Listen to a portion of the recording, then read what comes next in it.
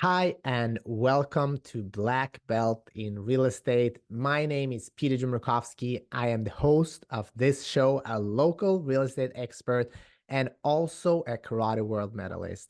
I'm here today sharing information for buyers, sellers, and investors in Los Angeles. And if you're interested in the real estate market, you're going to enjoy this show. My mission and my mantra is the more you help others, the happier you are.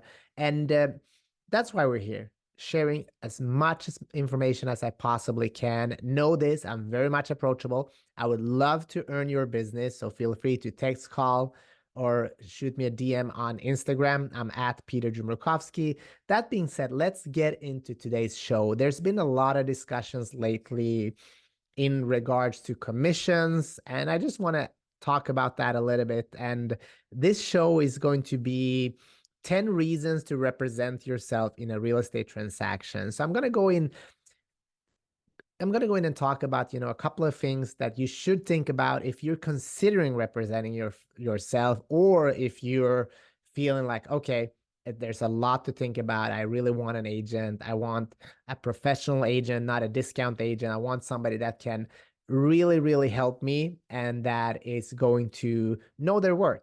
And if that's something that you're interested in, you should listen to this show, because after you're done today, after 10, 5, 15 minutes, maybe you feel like you can do it yourself. And if you can, you should. Uh, but I highly recommend hiring a highly skilled real estate agent, because I know most of the time in life, you get what you pay for. And with any big decisions in life, especially, I know for myself, when I'm doing important life-changing decisions, I'm better going to hire a really good expert, somebody with good reviews, good track record, that knows what they're doing. Anyways, so let's get right into it. Just a little bit fun fact, about 11% of real estate transactions in America is done when a buyer represents themselves. So it is happening already. Might be a little bit more in the future. Who knows? And I'm not really worried about what the future holds, because change is the only constant. And I know in any field, if you're really, really skilled at what you do, you will always find a way to help people. So the first thing, and probably the best thing, and why most people do want to represent themselves, is because they don't want to pay commission and they want to save on their commission. And I totally get that. That's a no-brainer. Most people want to save money. The most successful people that I meet, though, they want to make money. They're not focusing that much on, saving. They know what value is, but if you're interested in saving money, that is something that you can do.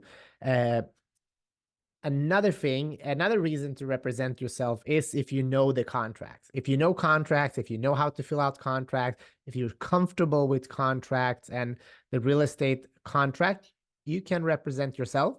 That's up to you. If you really want to know, like, the nuts and crannies of a real estate contract, you should hire somebody that is really good at it, that has done it hundreds and hundreds of times, because the terms are negotiated in the contract. And it's very, very important that they are filled out correctly. I've seen that when I represent sellers and the buyer's agent are not skilled, or a seller or a buyer trying to do it themselves, or with an attorney that doesn't have all of the skill set and knowledge for that specific contract, and they miss things, which is awesome when you're representing the seller, but not so much if you're the buyer.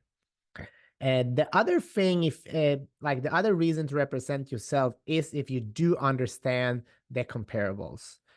Do you know exactly what your home is worth that you're planning on buying? So, for example, in Europe, a lot of buyers, there's no buyer's representation in that sense in a lot of countries. But the issue with that, what I've seen coming from there, is that a lot of people end up overpaying because they don't know the comparables. They haven't been inside, a lot of those houses. And if I were to give you all of the numbers in a specific area, let's say Pacific Palisades, and say, here are the comparables. What's this property worth? If you're if you're savvy, you could figure that out just by running the numbers. But what you won't know is, how the layout is of the home, how the backyard is laid out, which street is more valuable, what it's backing up to. So there's many small details that affects the value. But if you have that skill set, you can do it yourself. If not, work with a pro, not any agent, but a pro. So market insight. So if you have market insight, if you know what's going on hyper locally where you're trying to buy, then you can definitely do it yourself. If not, make sure that the person you're working with know the exact market knowledge, that they're hyper local expertise, that they know that the house three streets down or three houses down had 7 offers, and the reason why they choose the offer was it was a cash offer. It was actually not the highest offer. They had issues with the foundation, so there was a credit. All those small things are very important when it comes to buying a house, and market insight is one of those. So if you have that, that's awesome. Financing. If you know how to find the best loans product for you, the best solution and the best terms, by all means, you can represent yourself. If you want to learn more about that and really figure out, like if your situation, I work with a lot of clients in entertainment, for example, they get a big fat paycheck and then they don't get paid for a while. So their finances are a little bit more complicated than a regular employee or employer. So it's just different. And if you want those if you want to game plan those ideas, make sure that you know the finances very well, or know mortgage brokers and know which one are the best and what the best prices and terms are, because quick timelines can change everything when it comes to winning when you find your dream house.